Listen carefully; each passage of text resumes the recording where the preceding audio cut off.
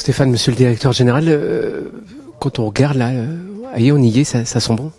Ah oui, on est à un mois de l'événement, ça sent bon, effectivement, surtout sous le soleil. Alors, avec plein d'hommages. Nadal, Murray Pierce, Richard Gasquet.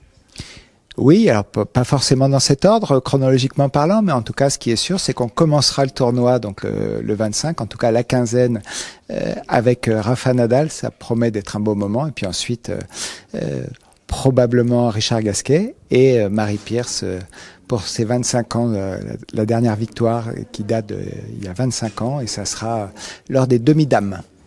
Alors, chaque année, on vous pose la question, Roland-Garros 2025, pourquoi cette année, il va être différent des autres? On a entendu la conférence de presse, qu'est-ce qu'il faut retenir selon vous? Alors, je pense que Amélie a commencé par Rafa Nadal. Ça va être un vrai bel événement. Ça sera pas la Rafa Nadal Tournament, mais ce qui est sûr, c'est qu'il va marquer de son empreinte cette édition. Puis ensuite, le sport décidera, comme chaque année en fait. On verra de très très belles rencontres. On verra aussi les joueurs français, les joueuses françaises probablement aussi. Est-ce qu'il y aura un joueur français en deuxième semaine? 2, 3, 4, on peut toujours espérer. Mais au-delà de ça, ce qui est sûr, c'est que le tournoi sera drivé par le sport.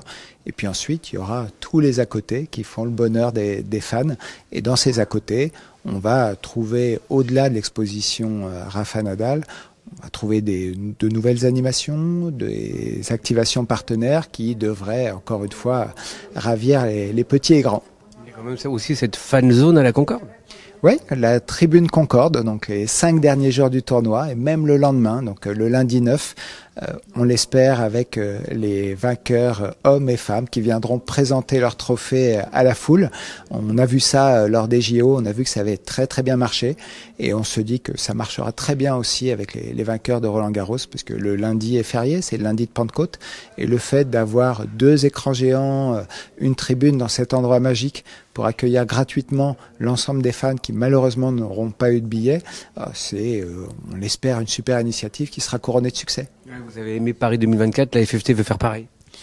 On a aimé Paris 2024, on veut faire différent, mais c'est sûr qu'on a aimé Paris 2024, et ce qui va être fait ne ressemblera pas au Trocadéro, mais si on peut avoir le même succès, on en sera ravis.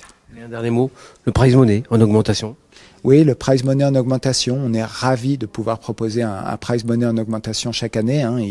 Il a triplé depuis 2010, il a pris près de 15 millions depuis 2019.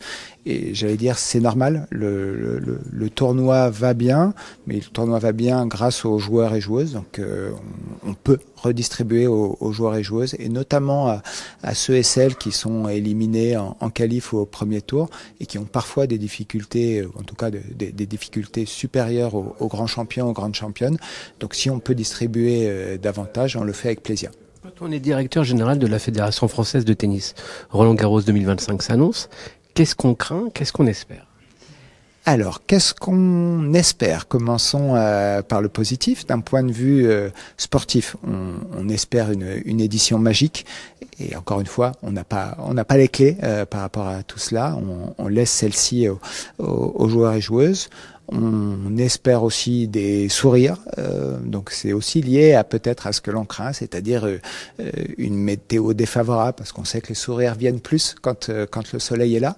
On craint un incident, un gros grain de sable dans la machine, puisque je peux vous dire que cette machine est bien huilée, mais elle nécessite beaucoup d'huile de coude, des 25 et quelques mille accrédités, et puis surtout des 500 et quelques salariés qui travaillent depuis de nombreux mois à la réussite de cet événement.